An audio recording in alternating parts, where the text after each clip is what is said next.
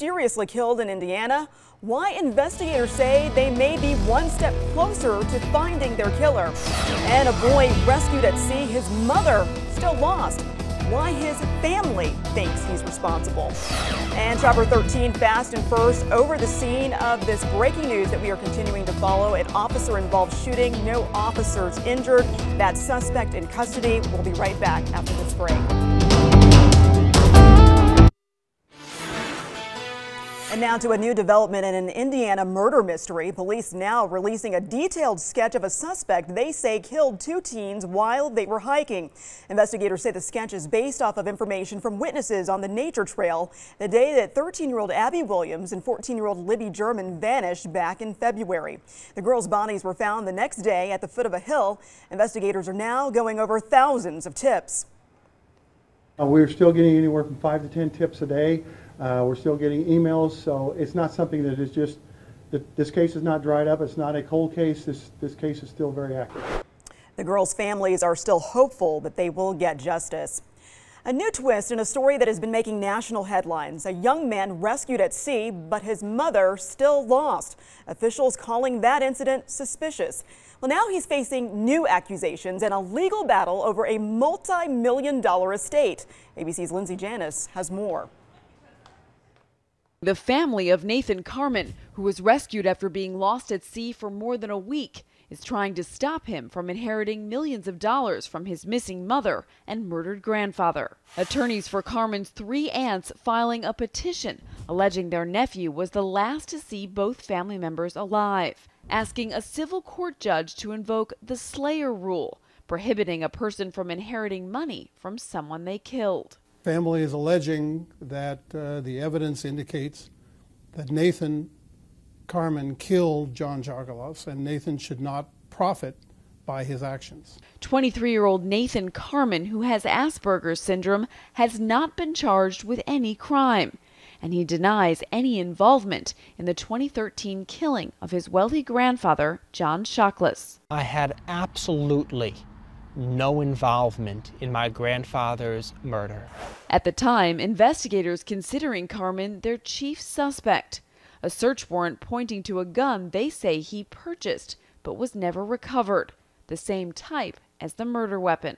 As for his mother, Linda, Nathan says they were nearly 100 miles offshore last September when their boat began taking on water, telling us it sank so quickly he didn't have time to make a mayday call. I got on board the life raft and was looking around, and I was calling out to my mom. I did not see or hear my mom. Within hours of his dramatic rescue by a Chinese freighter, police once again not buying his story, searching his Vermont home for evidence he deliberately sank the boat. And that was Lindsay Janis reporting. An Arizona man and his dog were somehow able to survive a massive flood that killed 9 people on Saturday. And now he's talking about the extremely dangerous situation he found himself in and how he was able to get out with his dog. Nick Saletti reports. If I make it out of this alive. Not knowing whether he'd live or die. Why do you think you were spared? I don't know. It was a warm summer Saturday near Payson. Brandon West and his dog Lucky decided to go for a swim with a buddy. Jumped in the waterfall, jumping off the log and stuff. But with just seconds to react, that swim turned dangerous. Brandon saw this, a raging mix of water, ash, tree limbs, heading right towards them. You make the wrong step, you get sucked under. You just pray you're making the right decision. With his dog hoisted onto his shoulders, Brandon trudged his way through that black water, Lucky taking the brunt of it. Eventually, the current overpowered them, sweeping them downstream over 3 different waterfalls. I was just so physically exhausted that I couldn't hold him anymore. He ripped from my arms. Disoriented, banged up, and still in shock, Brandon somehow made his way to this rock. Moments later, realizing against all odds, Lucky was able to swim to safety. I don't know how Lucky got out of it. We were in the bottom of that waterfall up there. Even though holding on to Lucky might have cost your life, you were not willing to let him go. I don't think so, man. That's my boy. Thanks, buddy. Lucky living up to that name now more than ever. He's got a few cuts and bruises to match Brandon's, but nothing these two can't heal from.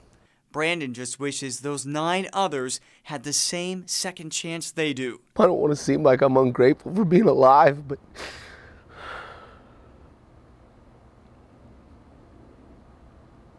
I just wish they were too. In Chandler, Nick Saletti, ABC 15, Arizona.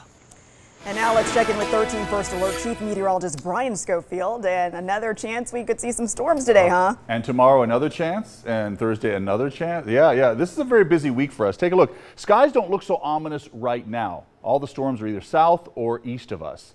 And we'd like them to stay there. I mean, we wouldn't mind some showers across the valley, but it's going to come with some lightning too, and that's always very deadly. Got to keep that in mind. We got some wind picking up there too. So I was saying earlier to a couple colleagues here, if the storms hold together, but really I should be talking about if they don't hold together, they'll send out a rush of air that'll actually increase our chances to probably get a storm in the valley. But you can see it's not as juicy as yesterday, but we don't need a whole lot of moisture to get things kicking today as long as we get some energy through here, something that'll give it a little lift to it. So here are the bullet points essentially from what we saw yesterday. We're talking about similar storms today. And yes, they can become severe, especially when we talk about flooding and the deadly lightning and the large hail and the heavy rain, the strong wind. So keep that in mind. Still watching this one, now finally starting to show a little lightning strike with that. That's south of you folks in Henderson and a little west of you folks at Boulder City.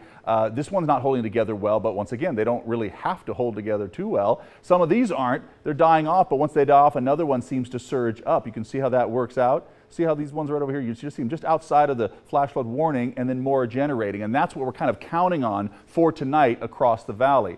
So we're going to keep it in from now until about 8 p.m. But let me just show you what computer models are showing us. They're not in love with the idea of Central Valley areas getting all the rain. It still looks like it's out toward the east and moves a little more south. But we're right there on the cusp, so as a forecaster, we really have to include the valley because we'll be right there, even if the heaviest stuff is down to the south. So suffice it to say, we have good chances this evening, and if some of this really sticks around or kind of lasts through the evening hours, we might even see some later on. So that would be interesting to see it last through the midnight hour. But we know the setup is this, that we'll at least get some early evening chances at storms before we see any for later on tonight. So definitely looking at the weekend not being as potent, but I definitely see the next few days still being equally as troublesome, and even temperatures lower and follow suit. Rain-cooled air bring us back down into the 90s for Wednesday. Remember yesterday we were 109 degrees and it felt like it, and then we had some big storms blow up. So more moisture on the way to the valley. That's not getting sucked out just yet. If anything, we won't even dry out even a little bit till the end of the week, start of the weekend. So plan on things still being warm and those storms really right behind. All right, back to you. All right.